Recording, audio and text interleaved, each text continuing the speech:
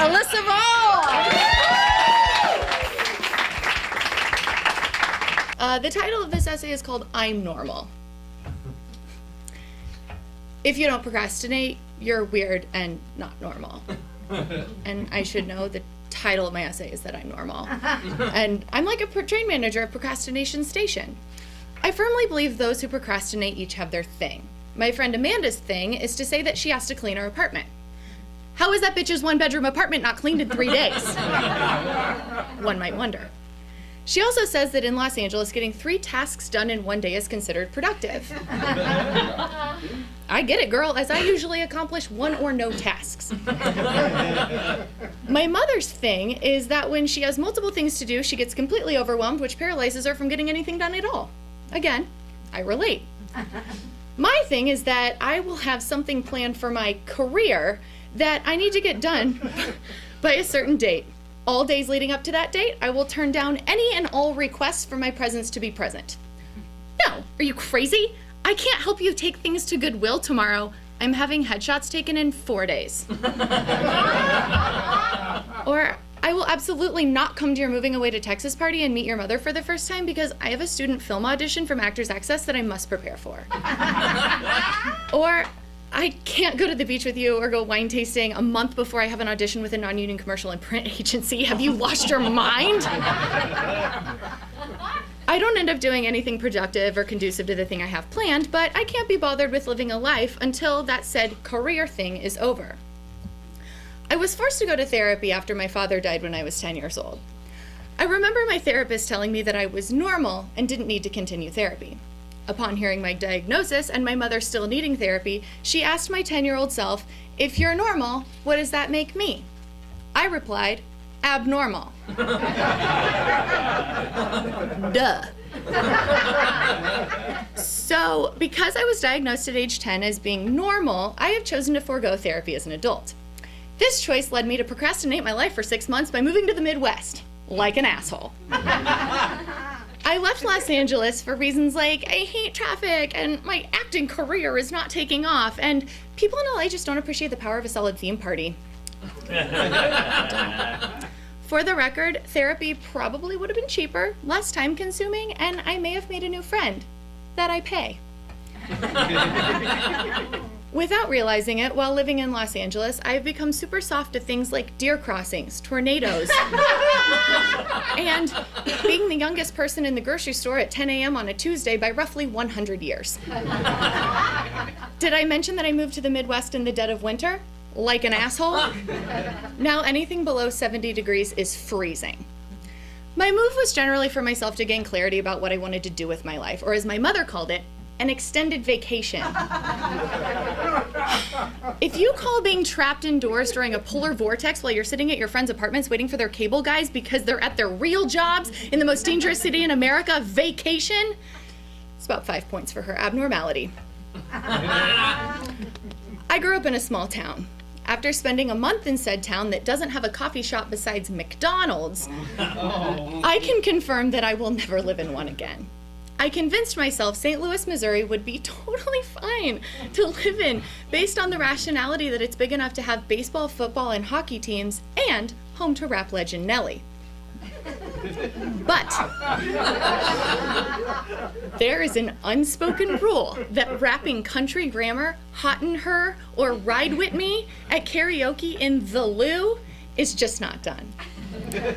While I was there, I finally did something I've been procrastinating for years. I had my first ever panic attack. Yeah. It's as fun as it sounds. Mom, vacation.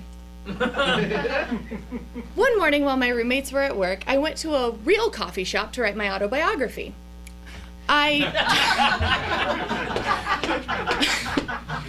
I drank a lot of coffee and ate not a lot of food. That afternoon, I chose to take a shower, a rarity in my life, which is reason number one, it was memorable. When I got out of said shower, I had an overwhelming feeling that someone was going to break into my beautiful 3-story, 3-bedroom, 2.5-bath townhouse in a safe part of the city and shoot me in the head like an episode of American Horror Story I'd recently watched. So I called my mother, who lives in Florida, to save me from the armed gunman in St. Louis that I've made up in my mind.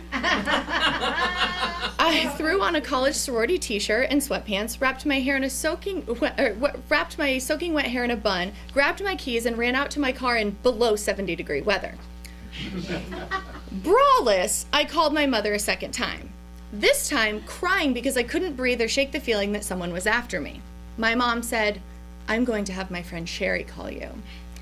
Now, the only time I had met Sherry was on Christmas this year. My mother informed me, Sherry is a medium and a psychic. Had I known she was a psychic before I met her, I would have asked so many questions. Like, will I ever be successful in my chosen career path? Will I ever trick anyone into loving me enough to want to marry me? Or will they ever make a Friends movie? My mom credited Sherry by saying, most of the time she's right, but sometimes she's wrong.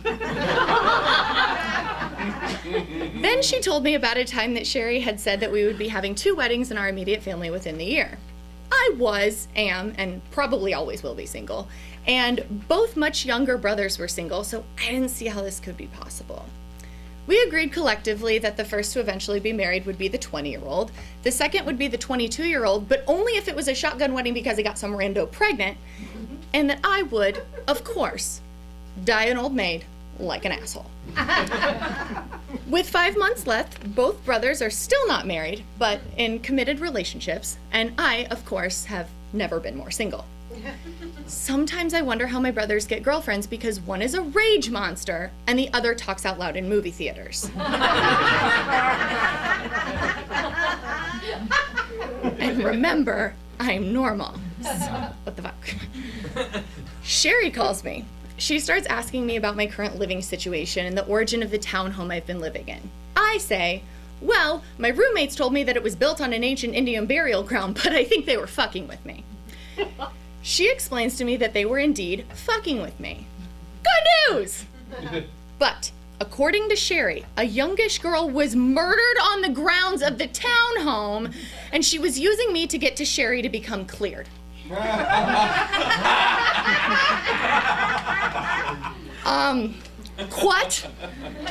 How the hell was she using me? Well, apparently I'm a portal and have my own psychic abilities. She then said that I have multiple spirits hanging out inside of me, and so she cleared those as well. Again, what? Now that we know that I have psychic abilities, the future of my love life is looking quite grim. To be fair, I thought she said that I was a porthole, and I was confused about how I was a window on a ship. I don't know if this was one of the times Sherry was right, but she certainly helped me by telling me to, quote, get the fuck out of St. Louis. She explained that I was going there in search of my childhood and I wasn't going to find it there. I took Sherry's advice and got the fuck out of STL. Now that I'm back, we know that finding a husband is out, so hopefully I will be far more productive than I had been in Los Angeles before I left. Look, I'm comfortable admitting that procrastination is one of my things, and I stand by that if you don't procrastinate at least a little bit, you're weird and abnormal. A therapist, psychic, and a Facebook quiz told me I was normal. What do you need? But I suppose being productive means that I should procrastinate less. I'm gonna get a career going. I'm gonna find happiness. I'm gonna shoot for the stars and get 4 or 5 things done in one day. I'm gonna write a final thought to this essay. I mean, I couldn't do it earlier because I'm starting a new improv class that I have to mentally prepare for myself for. But soon, like tomorrow. Wait, I'm doing a table read tomorrow, so like Monday.